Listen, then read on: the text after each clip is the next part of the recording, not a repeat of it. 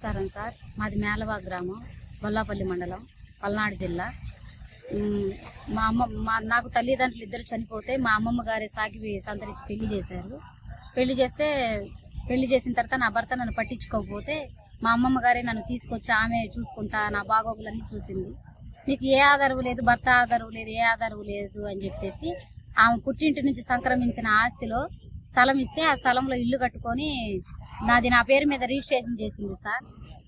ఇప్పుడు ఆ కోడలు వచ్చి భర్త చనిపోక ముందు 2 సంవత్సరాలు పక్కన వేరే వారితో ఎఫ్ఐఆర్ పెట్టుకుని పక్కకి వెళ్ళిపోయి ఇప్పుడు వచ్చి ఆ ఇల్లు నాది, స్థలాలు నాది, పొలం నాది అని చెప్పేసి అసభ్యంగా మాట్లాడుతూ మమ్మల్ని అందరిని ఇంట్లో నుంచి గెంటేసింది. మా అమ్మమ్మ గారు రీసెంట్గా 2 నెలలు అయిందండి చనిపోయి.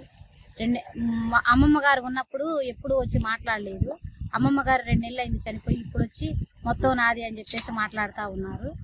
7 సంవత్సరాల కిందట రిజిస్ట్రేషన్ చేసిందండి నా పేరు మీద. ఇప్పుడు వచ్చి అడ్డం తిరిగి మొత్తం నాదని చెప్పేసి మమ్మల్ని ఇబ్బంది పెడుతుంది. ఉంచుకున్న అతనితోటి మమ్మల్ని కొట్టించింది, మమ్మల్ని బెదిరింపు కాల్స్ చేసి మీ మామయ్యకి పట్టిన గతే మీకు పట్టిద్దని చెప్పేసి మమ్మల్ని బెదిరిస్తున్నారండి. మా తమ్ముడు మా అమ్మమ్మ గారు కట్టిన రేకుల షెడ్లో ఉంటుంటే ఆ అబ్బాయిని కూడా ఖాళీ చేపించి దౌర్జన్యంగా మీరు పెట్టడానికి ఇల్లు లేదు, మీ అక్కగారిని పిలిపించండి, ఇల్లు నా పేరు మీదకి రిజిస్ట్రేషన్ చేపిపోతే నిన్ను మీ అక్కని నామరూపాలు లేకుండా చేస్తానని మా తమ్ముడు గారిని బెదిరిస్తున్నారు. మా తమ్ముడు గారికి మాకు కానీ ఎవరు కానీ మాకు ఏ ఆధారం లేదు. మా తమ్ముడు గారికి ఇంకా పెళ్లి కాలేదండి.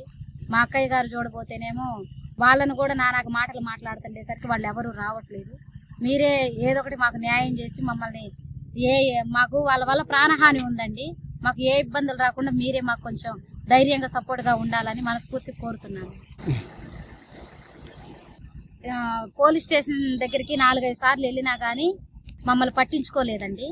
మమ్మల్ని పట్టించుకోకపోగా మమ్మల్ని పట్టించుకోకపోగా అక్కడికి వెళ్తే ఆమె రమ్మన్నప్పుడు పిలిపిస్తున్నారు, వద్దన్నప్పుడు మెలకుండా ఉంటున్నారు. 5-6 సార్లు వెళ్ళినా ఆమెను పిలిపించలేదు, మాట్లాడలేదు. అందుకని చెప్పేసి ఎస్పీ సార్ దగ్గరకు వచ్చి కంప్లైంట్ పెట్టాం సార్. కాబట్టి మీరే మాకు న్యాయం చేయాలని చెప్పి మనస్ఫూర్తిగా కోరుతున్నామండి.